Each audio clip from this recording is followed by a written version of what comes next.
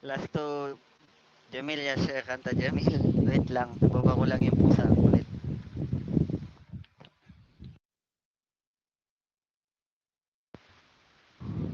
Naka-live na Sheikh. Ay, muskila.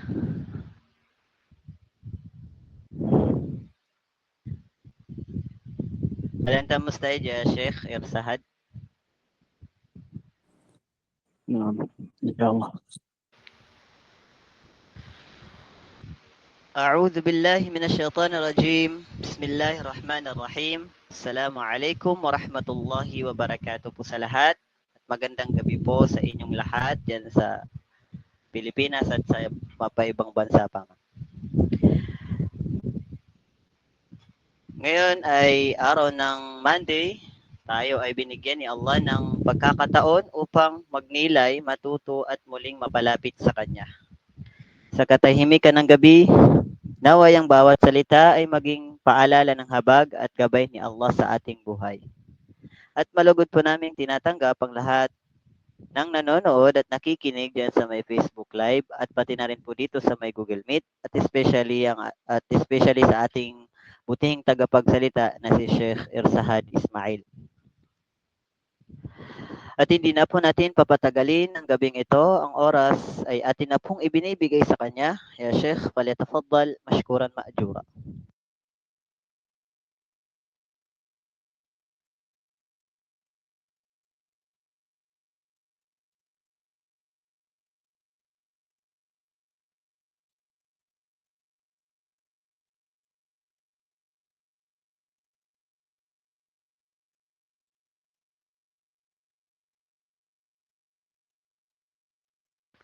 Pakihintay lang natin saglit at nawala sa Google Meet ang ating tagapagsalita.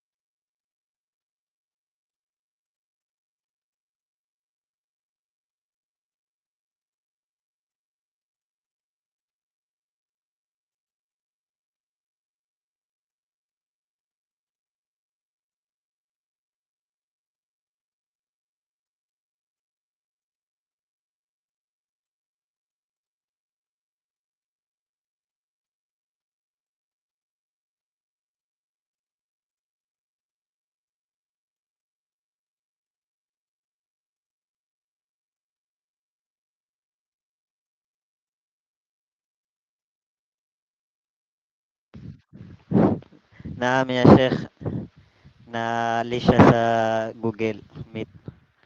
Hintayin lang natin siguro. Baka papasok na rin siya inshallah.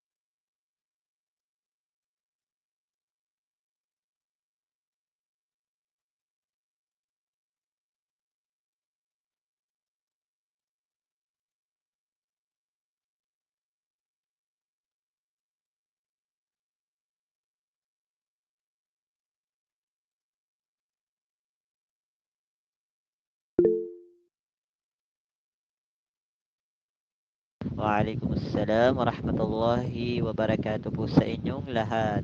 Pakihintay lang po ating muhadir. Ayan na po ay dumating na po siya.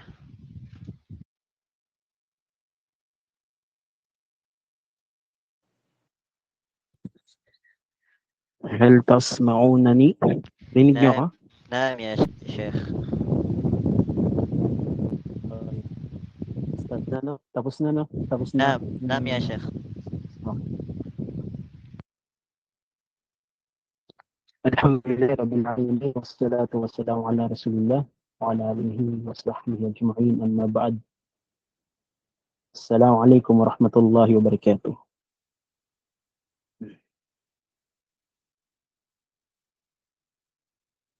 Una-una sa lahat ay purihin natin at pasalamatan natin ang Allah Subhanahu wa Ta'ala dahil muli tayong pinahintulutan ng Allah Subhanahu wa Ta'ala na may pagpatuloy natin ang ating pag-aaral sa ating reliyong Islam, particularly sa madda na sirah o yung buhay ng Propeta Muhammad sallallahu alaihi wasallam. Okay?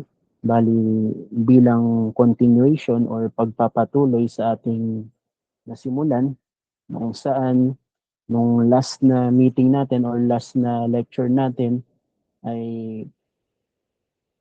tinalakay natin yung Maulid bin Nabi sallallahu alaihi wasallam. Ibig sabihin yung kapanganakan ng Propeta Muhammad sallallahu alaihi wasallam, kung kailan ba siya pinanganak at ano ba yung mga ikhtilaf o yung mga iba't ibang opinion ng mga ulama patungkol sa kapanganakan ng Propeta Muhammad sallallahu alaihi wasallam. Okay? Bali ngayon, bilang pagpapatuloy, nais kong italakay sa inyo or i-discuss sa inyo yung susunod natin topic, which is patungkol sa um, angkan o yung pamilya ng Propeta Muhammad sallallahu alaihi wasallam, yung pinagmulan niya na angkan. Okay? Bali, bigyan niyo ako ng ilang segundo. Iyan ko na, pagpasend ko lang yung gagamitin natin. Okay. Actually, sabi ko nga sa inyo, di ba, marami tayong pwedeng magamit na ano, na marami tayong pwedeng magamit na mga reference patungkol dito. Okay?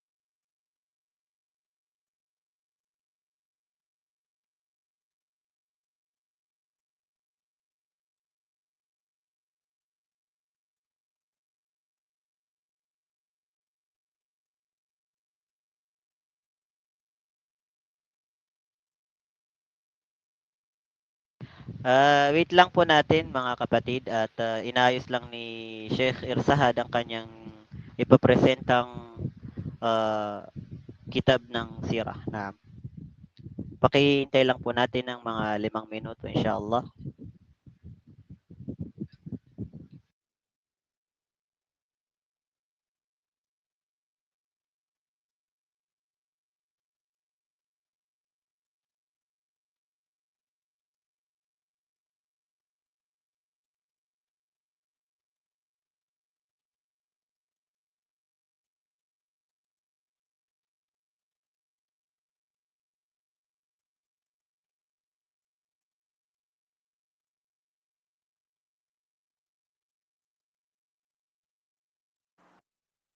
Okay. Nakikita nyo?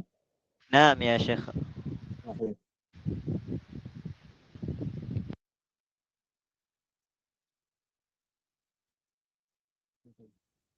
Bale, para malaman nyo, bale itong kitab or reference na gagamitin natin ngayon, actually ito yung Tagalog version ng tawag doon, yung Medyo po mahina Rahikul, yung boses nyo, Sheikh. wait, lapit mo. Yan, narinig na ba? Namin, Sheikh.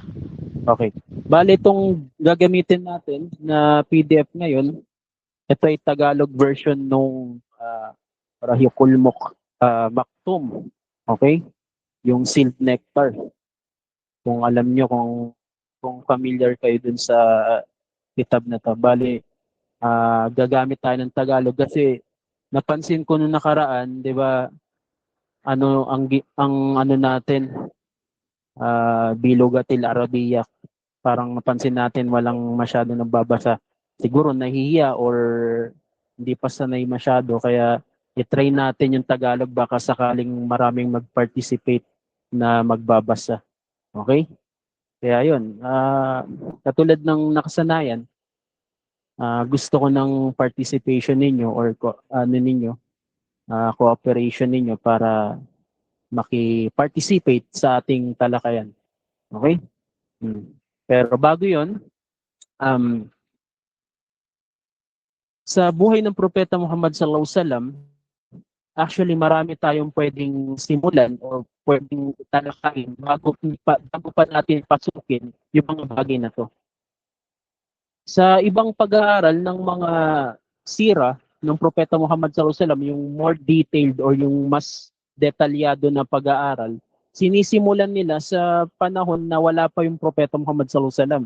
Kumbaga, ano ba yung kalagayan ng ng bansang Arabo nung panahon na yon, at yung mga kaganapan bago pa isilang yung Propeta Muhammad sallallahu alaihi wasallam, tinatalakay yun, yung tarikh o yung tinatawag na history bago bago mabuhay or ipanganak ang Propeta Muhammad sallallahu alaihi wasallam. Pero tayo nga, sabi nga natin noon, muyassar lang tayo, ibig sabihin mas focus tayo sa kumbaga simplified version ng sira. At least mas marami tayong ma-discuss. Okay? Bali yun. Simulan na natin. Bali, ito yung lahing pinagmulan ng Propeta Muhammad sallallahu alaihi wasallam. Gusto ko magkaroon ng magbabasa nito. Baka merong pwedeng mag-volunteer. This time, Tagalog Mag-task na lang. to, kaya mas inaasahan ko na magpa-participate kayo.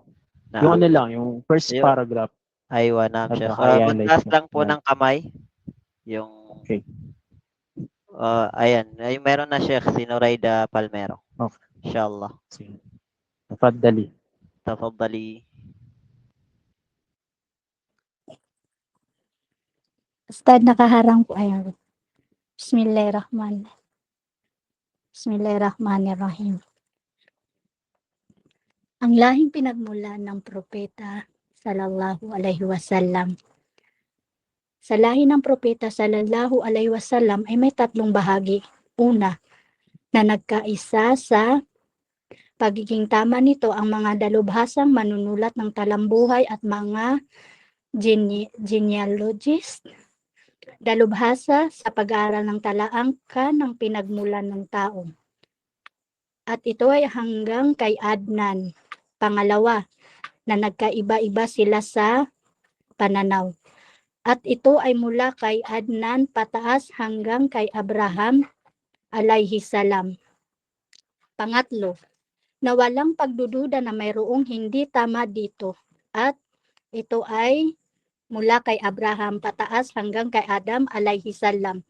At ating binanggit ang ilan sa mga ito at narito ang detalyadong paglalarawan ng pagkakahati-hating iyon. Una, Muhammad bin Abdullah bin Abdul Muttalib. Okay na po. Okay na po? Okay. Okay na. Hindi ba nawawala yung screen natin? Nandiyan pa rin, nakikita nyo pa rin? Namin, Sheikh. Nakikita pa rin po. Okay. Okay. Bali dito, sabi dito, stated dito na yung lahi daw ng Propeta Muhammad sallallahu alaihi wasallam, merong tatlong bahagi. Actually, iba-iba rin yung pananaw ng mga ulama patungkol dito. Kung mga um, mga historian, yung mga nag-aral ng buhay ng Propeta Muhammad sallallahu alaihi wasallam, iba-iba yung pananaw Sheikh, nila. Iba-iba yung pananaw nila Sheikh, kung saan nagaling. medyo napuputol po yung boses niyo. Yung putol ba? Ah, Medyo mahina yung signal natin kasi malakas yung ulan eh. ay na. Pero ano lang, ito okay ba?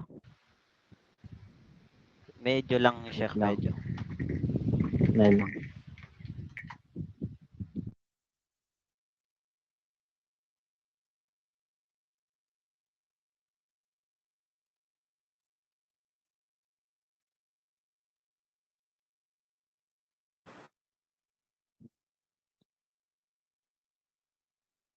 Narinig niyo ako? Ay, waya, Sheikh. Malinaw na yan, Sheikh. Okay. Yung screen, nakikita nyo pa rin. Naam ya, Sheikh. Okay. Sabi natin kanina, yung sa bagay na ito na patungkol sa pinagbulan ng Propeta Muhammad sallallahu alaihi wasallam, yung kanyang buhay o yung kanyang angkan, Sheikh, nawala yung ang screen mga niyo. ulama, okay, wait, yun na nga. So, lang. So, na. Kung gusto niyo, Sheikh, ako mag-share screen para sa inyo. Sige, Kasi parang sige. pag Mas okay yan. lumilinaw siya pag ano. So, parang kasi dalawang device yung nagagamit, kaya nagagawa ng signal. Sige, mas May ano yun. may Telegram kayo, Sheikh? Sige, sige. Anong ano mo? Um, Wait lang, Sheikh. Send natin.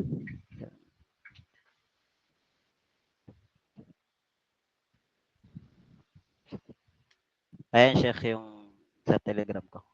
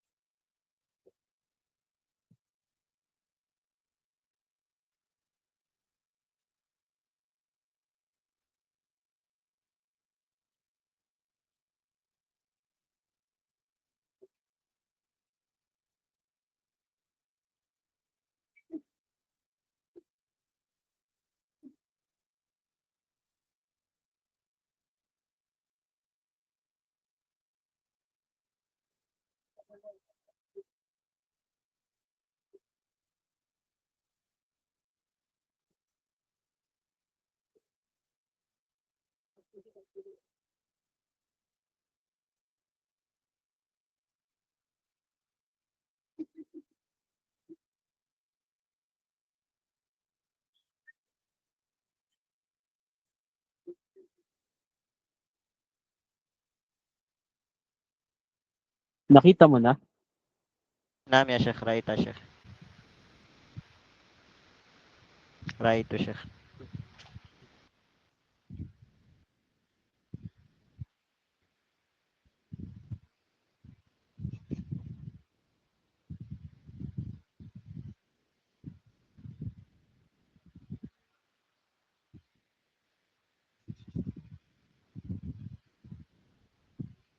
Yung sending na. Tatapos na.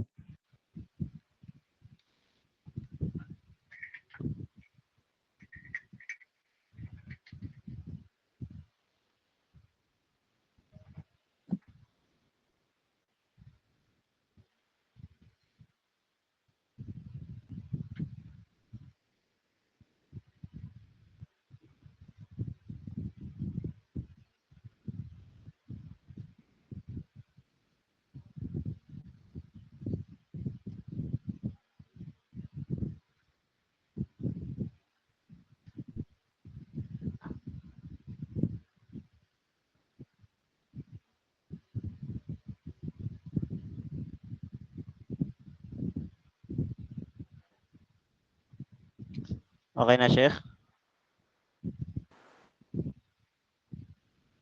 Okay.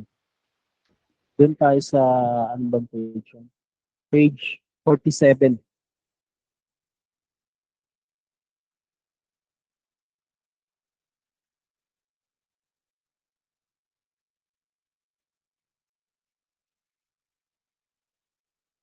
Yan. Okay. Ayun na. Katulad ng sinabi natin kanina, ang pinagmulan ng Propeta Muhammad sallallahu alaihi wasallam na lahi, ang mga ulama, mga dalubhasa, mga expert sa pag-aaral ng buhay ng Propeta Muhammad sallallahu alaihi wasallam o yung mga historian, mayroon silang iba't ibang opinion or iba-iba yung kanilang pananaw sa pinagmulan ng Propeta Muhammad sallallahu alaihi wasallam. Pero yung kanilang pagkakaiba or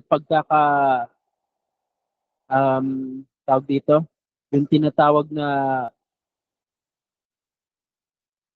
pagkaka khilaf or yung pagkakaiba ng opinion, punto na magmula kay Adnan pataas hanggang kay Abraham alayhis salam. Okay.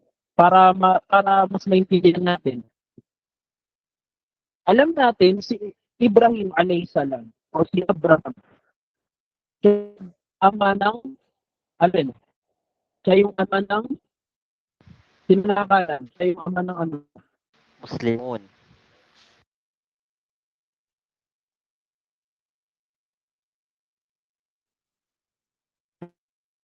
Ama siya kung saan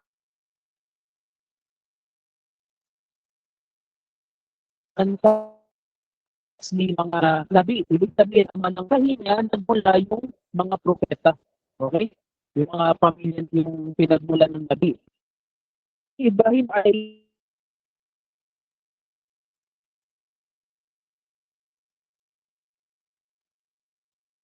ngayon, ititrace natin kung papaano ba yung pagkakadugtong ng Propeta Muhammad sallallahu alaihi wasallam sa kanyang pinaka-lolo o pinaka-ninuno. Walang iba kundi si Ibrahim alayhis salam. Okay. Bali, sabi dito, yung mga ulama o yung mga expert, pagdating kay Adnan, si Adnan, kabilang din sa mga ninuno ng Propeta Muhammad SAW, pataas papunta kay Ibrahim alayhis salam, iba-iba yung pananaw ng mga ulama. Nagkaroon sila ng iba't ibang opinion. Okay? Kung meron man silang pagkakapareho ng opinion, walang iba kundi doon sa mula kay Propeta Muhammad SAW hanggang sa hanggang kay Adnan. Okay? Hanggang kay Adnan. Ibig sabihin yung unang batch mula kay Propeta Muhammad SAW hanggang kay Adnan. Ang mga ulama, meron silang pagkakaisa o pare-pareho sila ng opinion. Ngunit, pagdating dun sa pangalawang batch, mula kay Adnan pataas hanggang kay Propeta Ibrahim alayhis salam, iba-iba yung pananaw ng ulama. Bali dito sa ginagamit natin na PDF,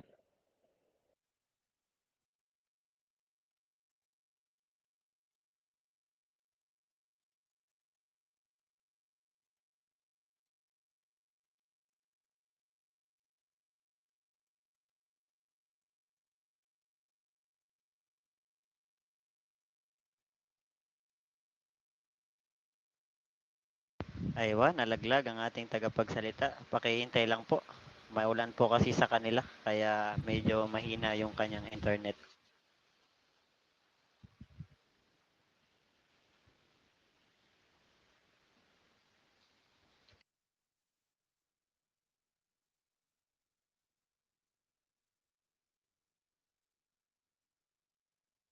Baka may contact kayo kay Sheikh. Pakisabihan siya baka ano, nagsasalita siya nang wala sa siya sa Google Meet.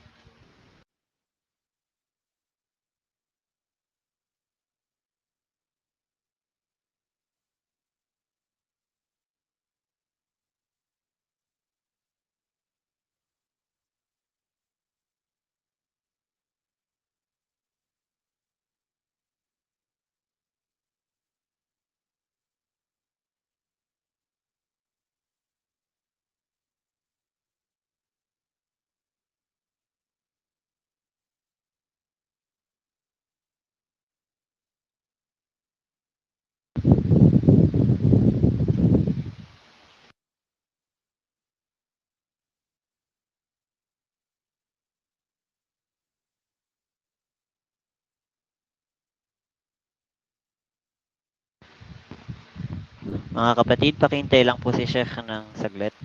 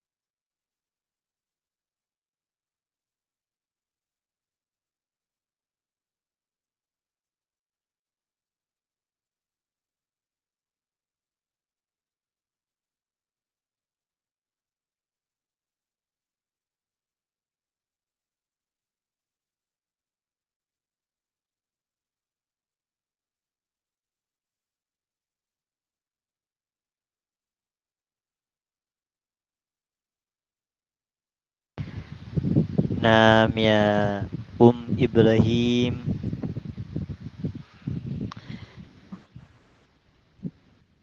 Pasensya na, bigla tayo nawawala. Na Sheikh. Kalagitnaan ng pagsasalita.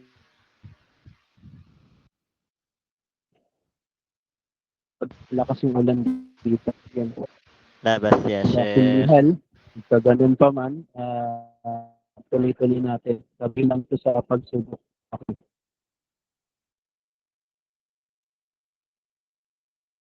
So, mga historian, mga sa buhay ng Propeta Muhammad sallallahu alaihi wasallam, meron silang pinagkaiba ng mga opinion. Pagdating kay Adnan, pataas, papunta sa Ibrahim alayhi salam. Ibig sabihin, hindi sila magkakatugma yung mga ulangan natin patungkol yan. Pero pagdating ko sa mula kay Propeta Muhammad sallallahu alaihi wasallam, pataas kay Adnan, ay nagkaroon ng pagkakaisa or mas matimbang yung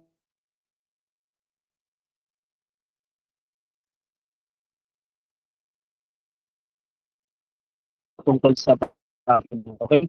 Bali, yan, makikita ninyo, kung makikita ninyo yung una, pangalawa, pangatlo. Ano ibig sabihin yan? Yung una, yan yung unang batch. Unang batch na mula sa Propeta Muhammad sallallahu alaihi wasallam, natitrace natin kung kanino ba siyang anak at kung sino ba yung lolo niya, kung sino ba yung lolo, yung tatay ng lolo niya, kung sino ba yung tatay ng lolo niya. Baga pataas hanggang kay Adnan. Ibig sabihin, basically, ito yung pinagmulan na lahi or tribo ng Propeta Muhammad sallallahu alaihi wasallam. Makikita natin diyan yung tribo. Bakit? Kasi sa mga Arabo, para mas maintindihan natin. Kasi yung konsepto ng tribo sa kanila, iba kung ang iisipin natin yung konsepto ng tribo dito sa Pilipinas.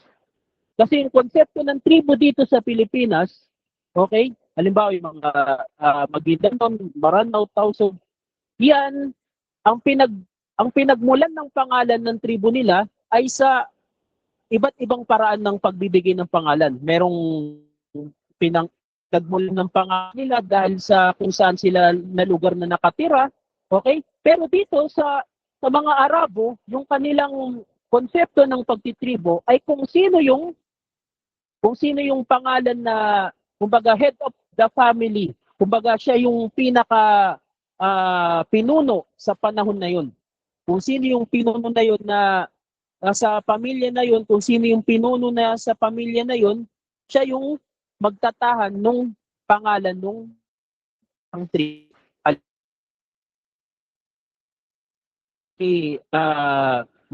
Muhammad Farousel, kung makikita sa mga lo niya, no? Si Hashim.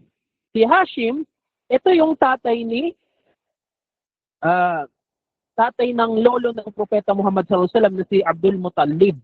Bali si Abdul Muttalib, yan ay lolo ng Propeta Muhammad sallallahu alaihi wasallam, ang tatay niyon ay si Hashim. Bali yung Hashim, ang Propeta Muhammad sallallahu alaihi wasallam, kilala siya sa tinatawag na pinanggalingan niya na Banu Hashim. Ibig sabihin mula sa tribo ng Hashim. Kaya yung pangalan ng tribo na Banu Hashim yun ay pangalan ng lolo niya or isa sa mga ninuno niya. Ibig sabihin, ang pinakapunto dito, yung pangalan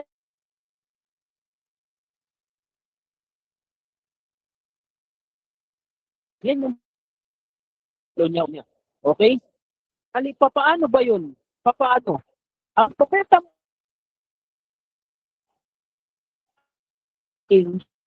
ay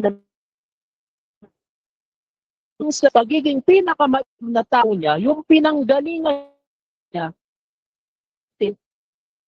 is na isa patas na alayhi salam, pinakamainam na mga tao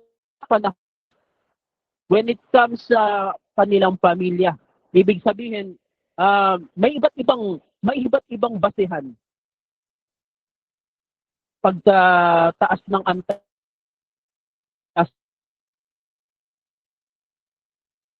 iba't ng ang basehan nila ng pagiging apang kanilang kayamanan.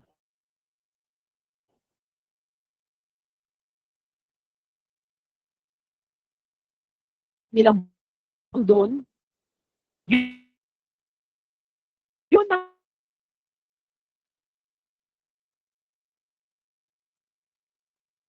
mismong Allah subhanahu wa ta'ala ang pumili kung saan manggagaling na tribo ang propeta Muhammad sallallahu alaihi wasallam.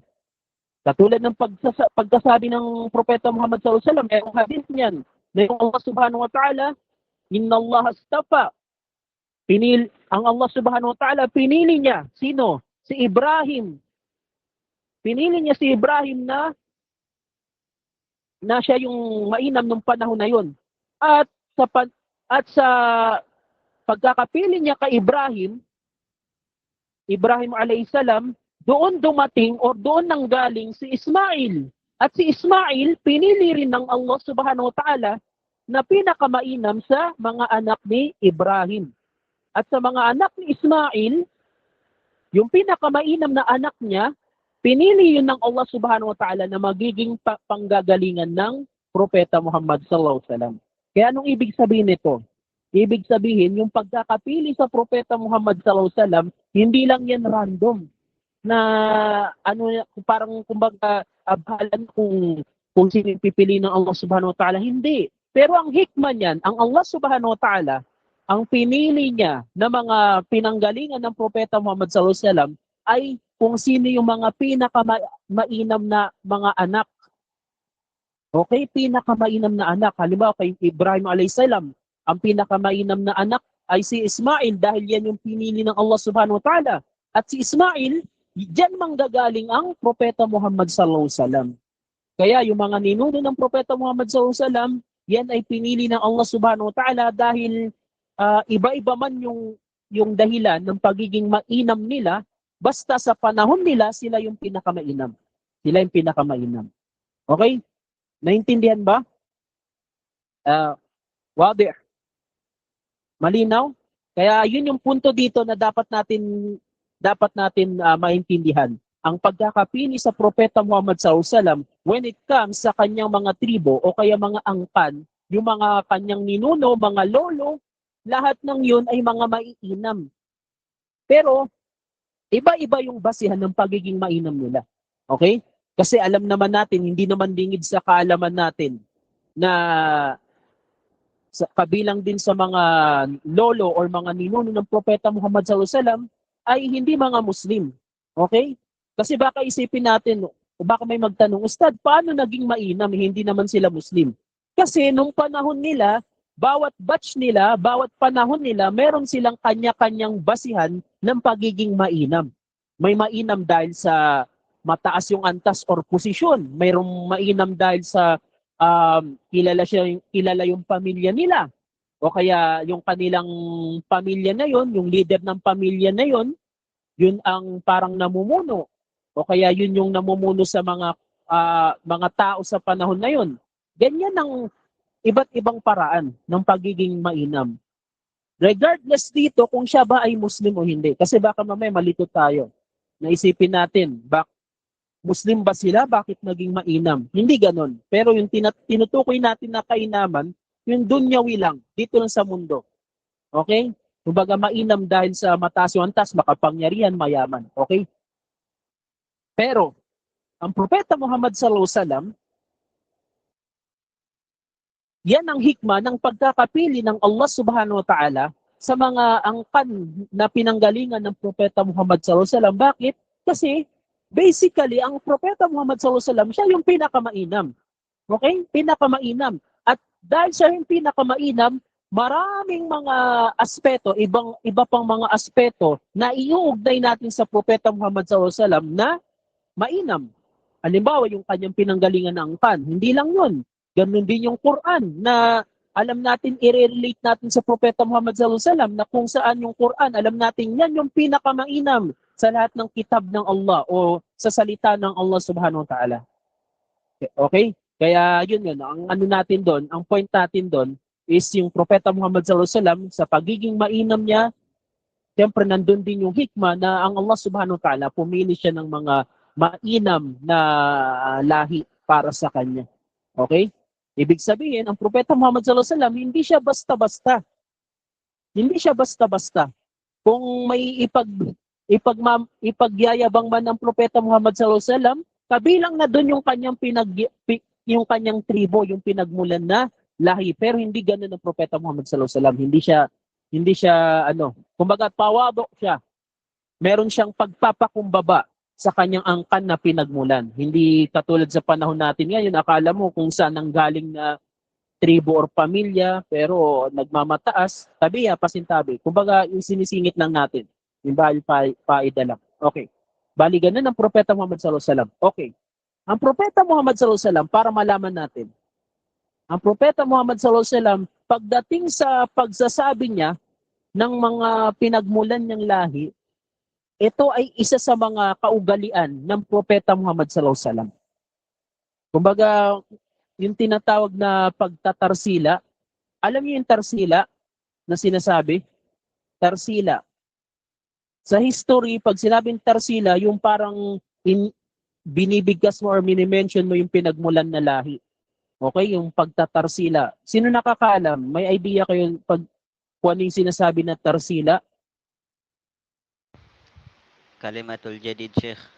Okay? Tarsila. Kumbaga, yung tarsila na sinasabi, ito yung pag-mention na halimbawa, ikaw, saan ka nanggaling na pamilya? Sino yung lolo mo? Sino yung lolo mo? Sino yung mga ninuno mo? Ang Propeta Muhammad sallallahu alaihi wasallam, isa yan sa mga kaugalian niya. Okay? Gustong-gusto na nababanggit niya na ang kanyang lahi ay nanggaling pa siya sa kanyang pinakalolo na si Ibrahim alayhis salam. Pinagmamalaki. Pero hindi yung pagmamalaki na nagmamayabang. Nandun yung positive na proud na masaya siya habang binabanggit niya yan. Lagi niya nababanggit yan sa sahaba na kinukwento niya kung saan siya nanggaling na lahi. Okay? Kaya doon dumitaw yung hadith na ang Allah subhanahu wa ta'ala pinili niya si Ismail na siya yung pinakamainam na anak ni Abraham at so and so forth. Okay? Bali, itong mga to, yung sa unahin natin sa unang batch. Dito sa unang batch, diyan makikita natin yung mga trace ng mula sa Propeta Muhammad sallallahu alaihi wasallam. Okay? Yung kanyang tatay, sino ba yung tatay niya? Si Abdullah. Okay? Yan. Kaya ang nakalagay dito, Muhammad bin Abdullah. Ibig sabihin, si Muhammad na anak ni Abdullah at itong si Abdullah ay anak ni Abdul Muttalib. Okay? Anak ni Abdul Muttalib. Bali ito si Abdul Muttalib ang kanyang tatay si Hashim. Kaya ang Propeta Muhammad sallallahu alaihi wasallam katulad ng sinabi natin, isa sa kanyang pagkakakilanlan ay galing siya sa Banu Hashim. Okay? Banu Hashim. Okay. Bukod sa Banu Hashim, ano pang pagkakaalam nyo na ang Propeta Muhammad sallallahu alaihi wasallam na pinagmulan ng tribo? Kumbaga, tanong ko sa inyo yan. Bukod sa Banu Hashim, meron tayong madalas na marinig na pinagmulan ng Muhammad sallallahu alaihi wasallam. Quraishin. Na Quraish. tribo. Ha? Ano po yun? Quraish po. Hindi Sa natin narinig. Quraish. Yes, tama yun. Ngayon, tatanungin ko kayo, ano yung Quraish? Ano yung Quraish? Yes, tama, Quraish. Yan ang ano natin. Kumbaga may konti tayong munakasya or discussion. Ano yung Quraish? Sino nakakaalam? mga tao Quraish. po na mga tao po na nangangalaga po sa Kaaba, na pure po silang mga Arabian. Okay. Kadalasan, yan ang pagkakalam natin. Naakala natin sa Quraish, yan yung mga tao, mga grupo ng tao na nakatira sa tawag dito, mga tao ng Banu Quraish. Okay. Ibig sabihin na iniisip natin yung Quraish parang isang grupo o pangalan ng grupo o pangalan ng lugar. Pero tama naman yun. Pero kung titignan natin yung pinagmula ng Quraish, saan ba to galing? Yan ang ano natin. Okay? Kung titignan natin dito sa Hashim, ang Propeta Muhammad sallallahu alaihi wasallam, isa sa pagkakakilanlan niya ay siya ay mula sa Banu Hashim. Na minsan na pagkakamalan or merong misinterpretation yung mga ibang tao na inisip nila yung Hashim ay isang lugar. Pero yung al-asli, ibig sabihin ang pinaka pinaka usul or pinaka ugat niyan, yan ay pangalan ng tao. Pangalan niya ng tao. Kaya nga sabi natin kanina, pag sinabing mga tribo, ang pinagmulan niyan, ang original niyan ay pangalan ng mga tao. Okay? Naging pangalan lang yan ng tribo. Bakit? Kasi doon sila nagmula. Kaya yung pagkakaalam natin, pag sinabing Quraysh, na inisip natin yung mga tao na Quraysh. Pero ang pinakaibig sabihin nun, kaya sila tinawag na Quraysh, ay bakit? Dahil ang ninuno nila ay si Quraysh. Ibig sabihin, yung Quraysh yan ay pangalan ng tao. Ngayon, sino si Quraysh? Mamaya malalaman yung Quraysh.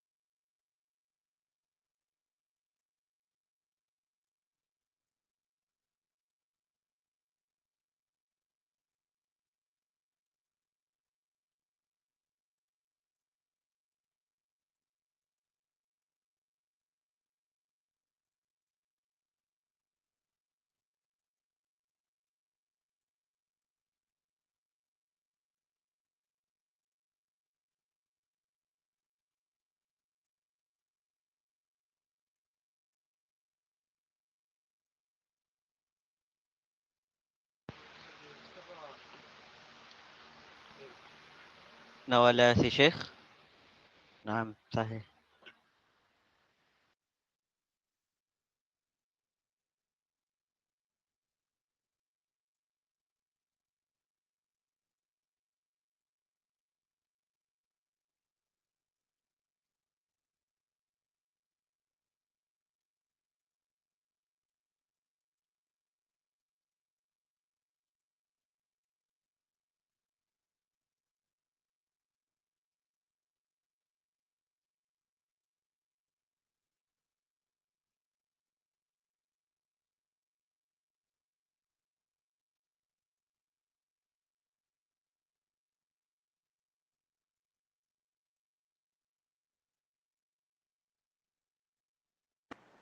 Sorry na laglag tayo ulit.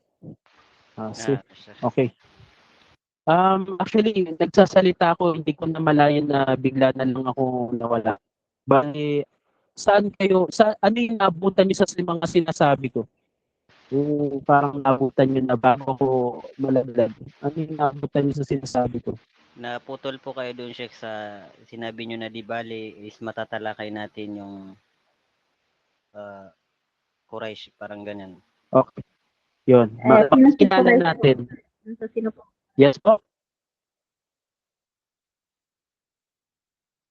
Okay. Yan, katulad sinabi natin, makikilala natin kung sino ba yung Quraysh na yan. Okay? Okay, bali, basahin muna natin, no? Dito sa una, ito yung, bali, itong unang part, ito yung nagkaisa yung mga historian na sinasabi nila na yan ay majority ng mga yan binila. Okay, bali, yan yung una. Si Talib, bali, bin Hashim, bali, tatay ng lolo niya. Tapos itong si Hashim, ang pangalan niya pa ay si Amr, okay? Bin Abdul Manaf. Minsan, tinatawag din ng Propeta Muhammad sallallahu alaihi wasallam na siya ay mula sa Banu Abdul Manaf, nang ibig sabihin, kabilang sa mga lolo niya si Abdul Manaf. Yun ang ibig sabihin nun. Hindi dahil sa isang lugar yung Manaf tapos doon siya nakatira. No, kasi marami tayong na-encounter na akala nila or kumbaga meron silang misinterpretation. Akala nila pangalan nito ng lugar. Pero no, katulad ng sabi natin, yung tribo, yan ay pangalan ng tao. Yan ay pangalan ng tao originally. Okay. Bali ito si Abdul Manaf, kilala rin siya tinatawag na Al-Mughira. Okay? Binong Qusay, ibig sabihin tatay nun si Qusay, na ang pangalan naman niya si Zaid bin Kilab. Si bin Kilab, isa rin to sa mga lolo or ninuno ng Propeta Muhammad sallallahu alaihi wasallam. Then, pataas ang pataas, nakikita nyo naman. At dito na makikita natin si Fihr. Okay? Si Fihr. At siya yung tinagurian na Quraysh. Kita nyo? Nakikita nyo? Yan. Yung Quraysh, kung saan galing yung Quraysh, yan pala ay kabilang sa mga lolo ng Propeta sallallahu alaihi wasallam. Yan ay yan si Fihr na ang kumbaga kunya or nickname niya or alias niya ay si Quraysh.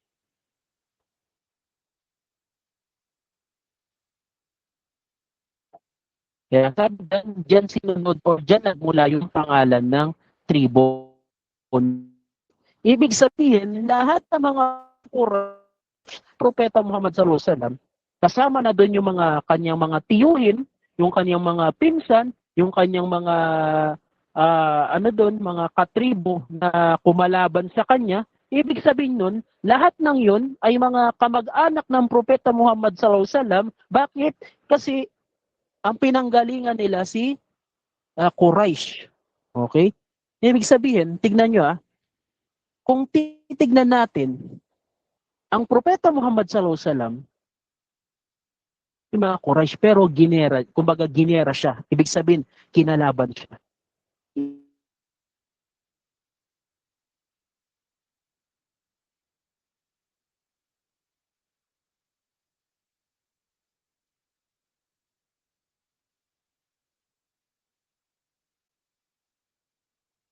Ang sa mga ano na yon, gumagawa ng mga tao, parang dapat isipin niya, isa lang sila na pinagmulan pero nagpapatayan.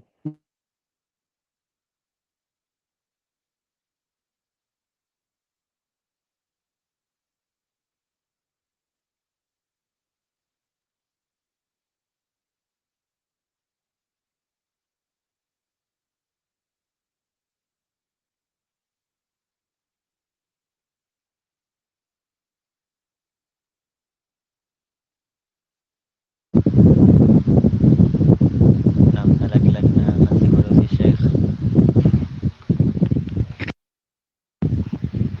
Problema talaga yung internet. Ito yung sinasabi niya mga ano. Ngayon, ano yung hikmah? Hindi ako hindi choppy. Choppy Sheikh, Oo. nawawala siya. Hindi.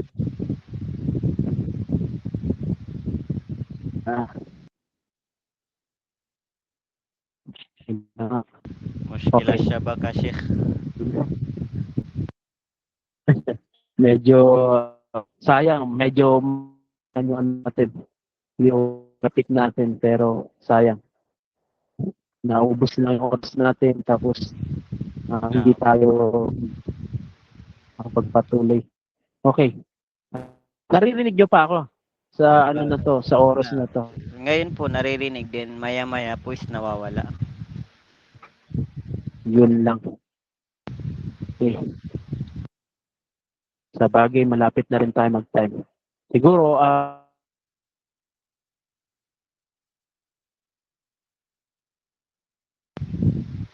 Naputol na naman, Sheikh. Alhamdulillah ala kulli hal.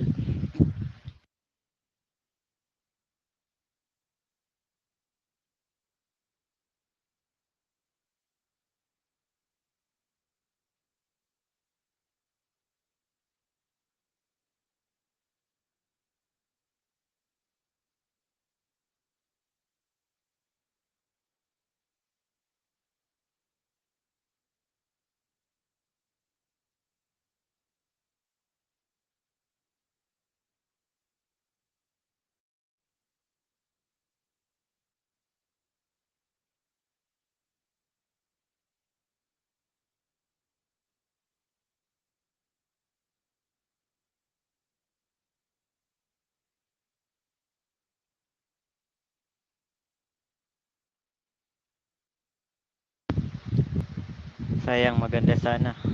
Kaso problema ang internet po.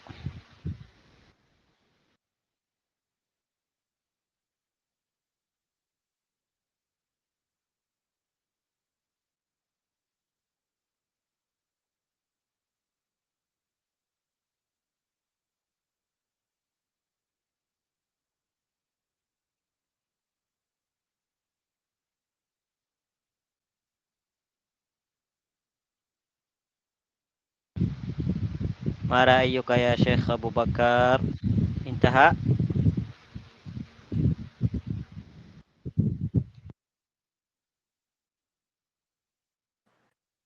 okay. Narinig nyo ako? Aywa Sheikh, sami'tu. Problema talaga yung signal natin ngayon ba? Naam ya Actually, Sheikh, labas. ganito talaga pag malakas yung ulan. Anyway, yun, kung ano na lang yung makayanan, no?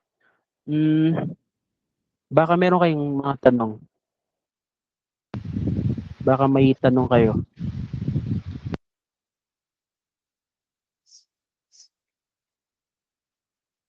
Meron ba kayong mga tanong?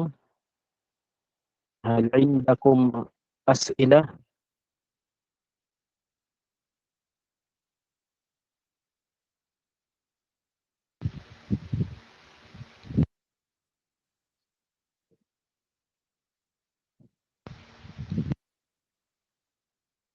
Okay.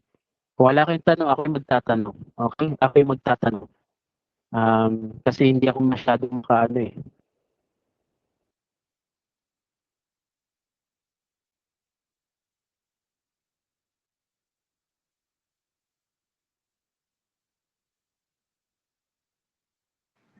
Okay.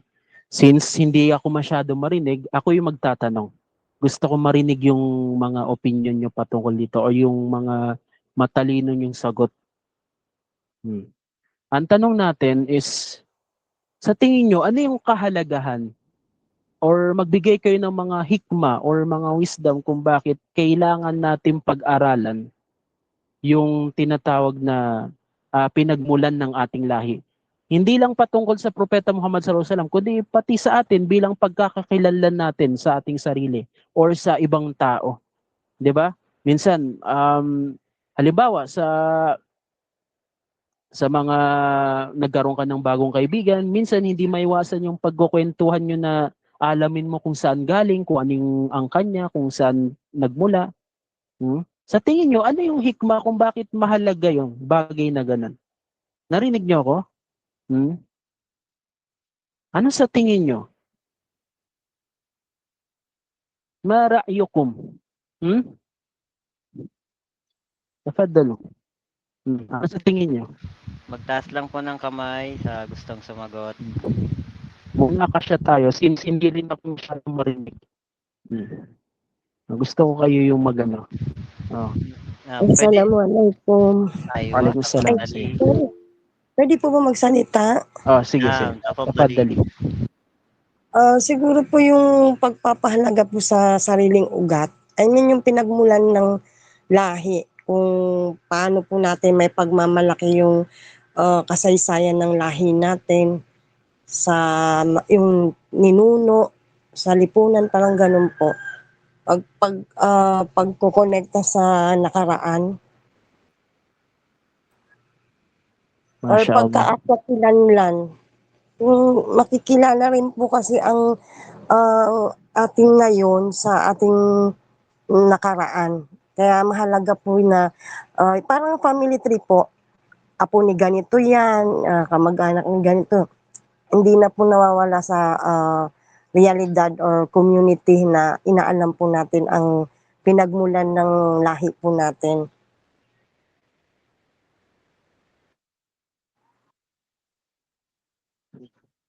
Masya Allah. Magandang point. Maganda yung punto niya.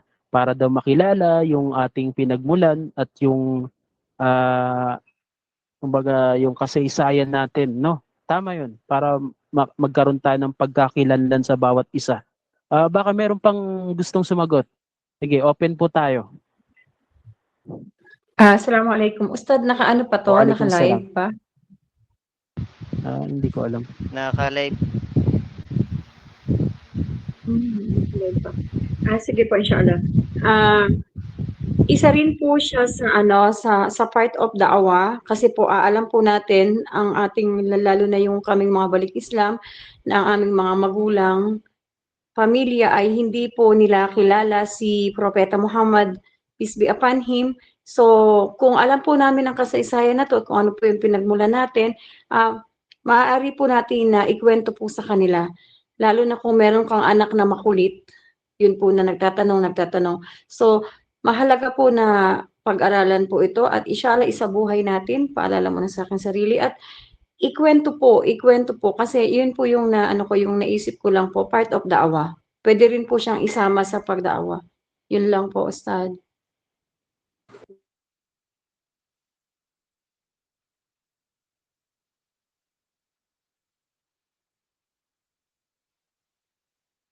Tama yun. Para malaman natin buhay ng Rasulullah sallallahu alaihi wasallam at yung kanyang pinagmulan at part of da'wa daw. Sabi niya. Tama po yun. Baka meron pang gustong dyan, sumagot. Nasa comment section po as admin, MC, Saidali. Galing po kay Sister Javila Fornal. Ayun. So, ang opinion po ni Sister, para mas makilala natin ng isang tao base sa ninuno na pinanggalingan niya. Kasi minsan po doon tayo nakilala dahil sa pinagmulan natin. Yes, Para- tama po yun. Para ang- makilala. Aywa, Sheikh. Ang follow-up pa niya, Sheikh, ay para din malaman yung mga tradisyon, kultura o mga nakasanayan ng mga ninuno natin. Okay. Tama yun. Part din yun. Okay? Bali yun, lahat ng mga sinabi nyo, lahat yun tama. Kumbaga, kapag pagdudugtungin, pag ililink sa bawat isa, i-relate sa bawat isa, makakabuo siya ng magandang idea. Na unang-una, kailangan natin malaman yung kasaysayan natin, yung history natin. Hindi dahil para ulitin, halimbawa sa mga ninuno natin. Alam natin, halimbawa sa mga ninuno natin, na yung mga ninuno natin na yun, although kilala sila, naging tanyag sila, dahil naging part sila ng history, pero hindi maalis sa isipan natin na nakakagawa sila ng mga paglabag halimbawa sa Islam. Halimbawa, nakakagawa sila mga bid'a o kaya dahil sa hindi pa sila Muslim or hindi pa umabot sa kanila yung kaalaman. Okay?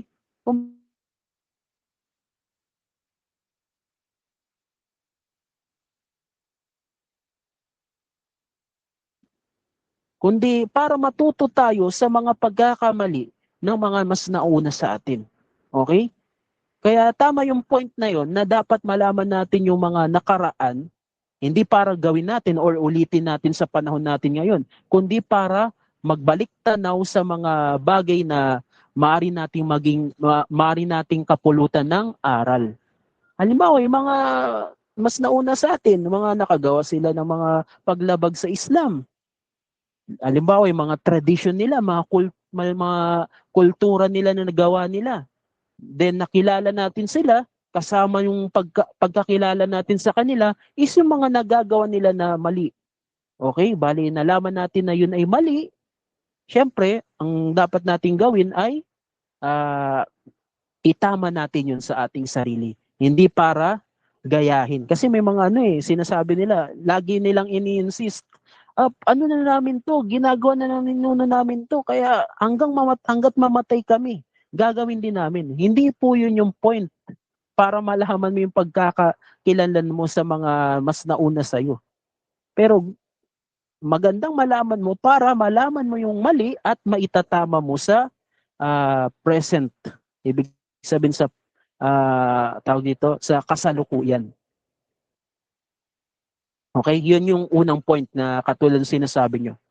Then, hindi rin dapat natin kalimutan na kaya natin kailangan pag-aralan nito or alamin ito sa ating sarili, ganun din sa ibang tao.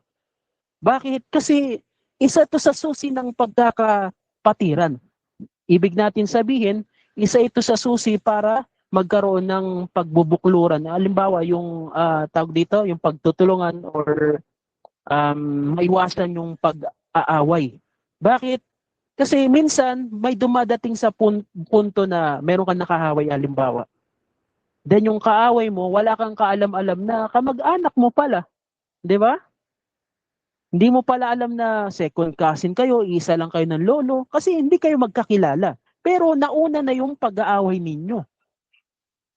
Kaya isa sa susi para magkaroon kayo ng pagkakasundo, pagkakaayos, ay dahil sa makikilala nyo ang isa't isa. Kapag nakilala nyo isa't isa na kayo pala ay magkamag-anak, baka maging susi ng yung tinatawag na silatur rahim o yung alam niyo yung silatur rahim? Sino nakakaalam? Sinong nakakaalam ng silatur rahim? Yun yung point natin dito. Yung silatur rahim.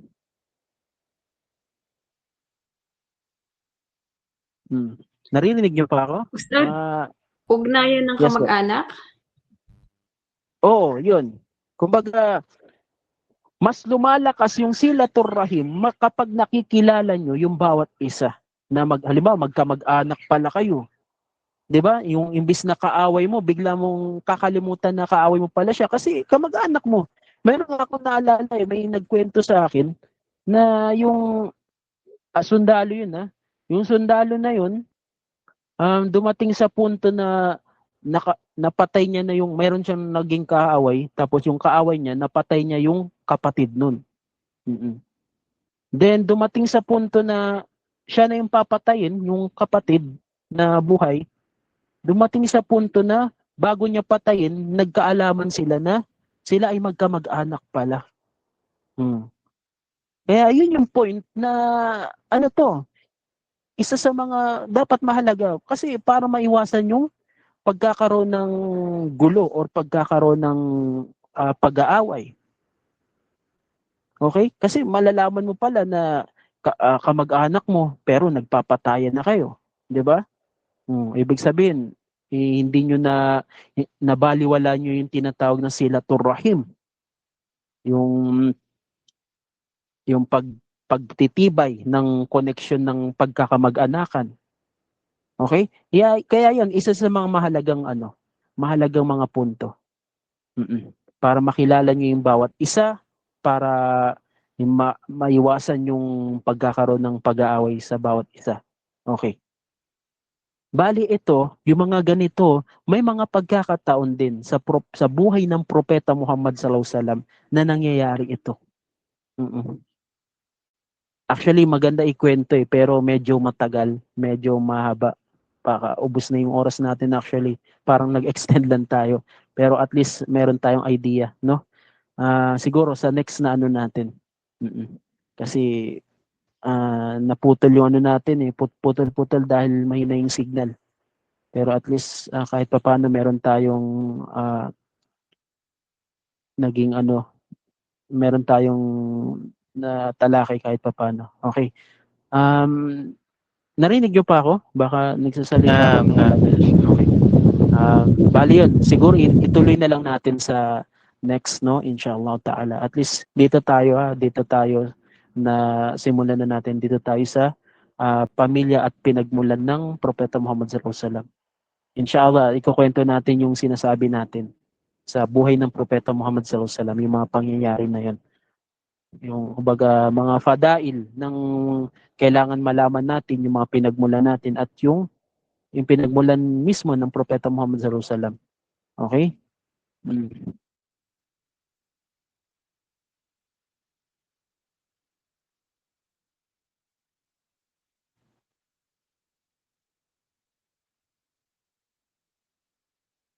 Baka meron kayong tanong or meron kayong concern. Open po. Bago tayo magtapos. Sa mga magtatanong po, ano na lang, pakitaas na lang ng kamay at pwede po kayo mag-open mic.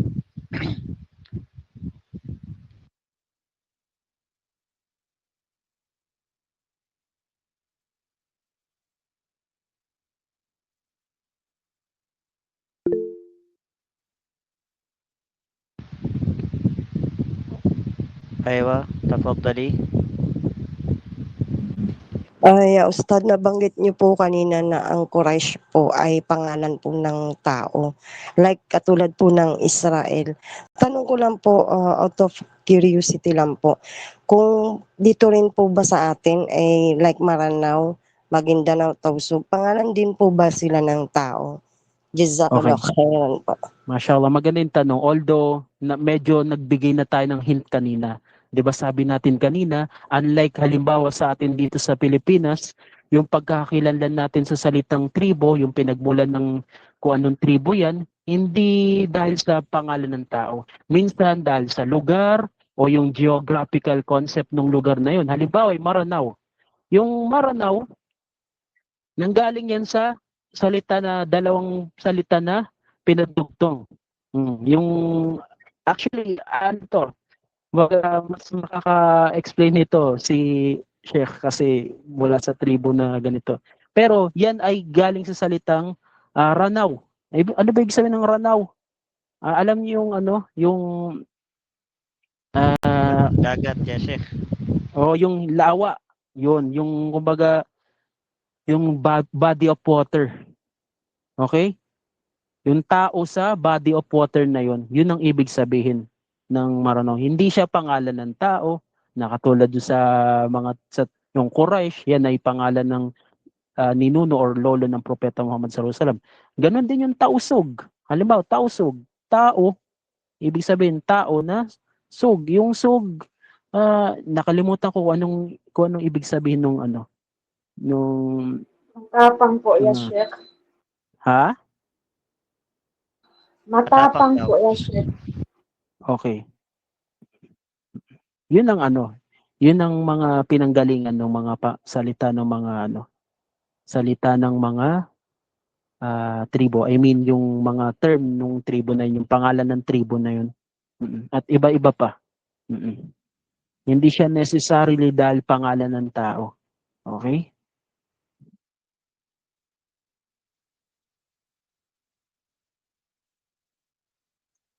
Any question po bago tayo magtapos?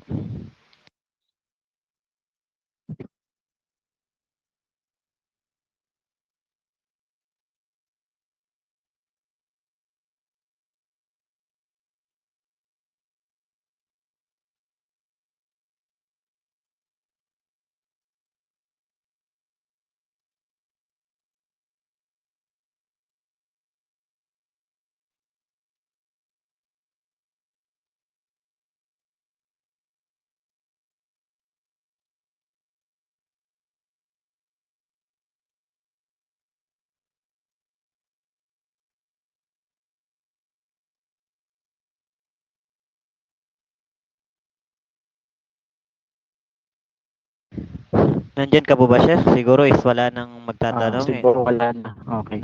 Okay na yun. So, Inshallah sa sunod naman. أيوة يا شيخ خيرا إن شاء الله.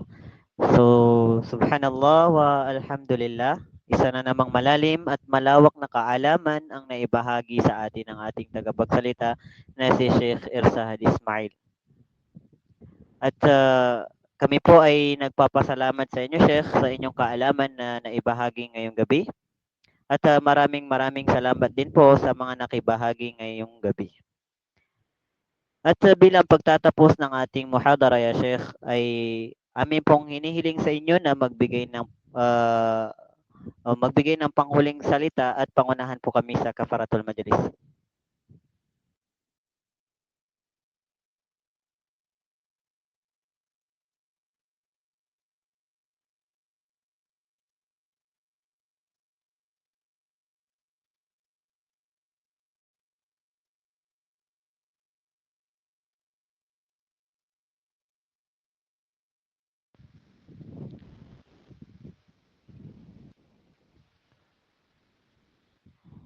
Sami'atani ya Sheikh.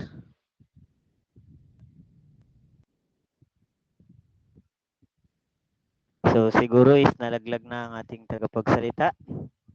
Hindi na kinayanan ng kanyang internet.